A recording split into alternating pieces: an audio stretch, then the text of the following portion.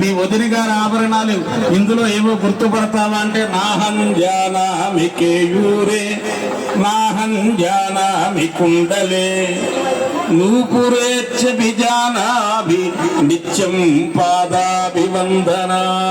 నిత్యము పాదాలకు నమస్కారం చేస్తా మా తల్లి జానకి మాతకి. మా వదిన గారుగా మేము ఎప్పుడు చూడాల.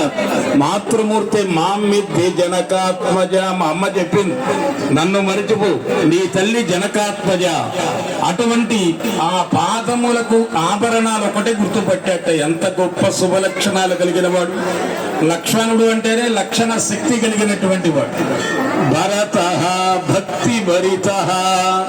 భరతుడు అంటేనే భక్తి భరతుడు. చూడండి, ఆ భరతుడు రామచంద్ర ప్రభువు కోసం ఏం చేస్తున్నాడు. అక్కడ గుహుడు గురించి గొప్పగా చెబుతారు కానీ ఆయనది సందేహ భక్తి.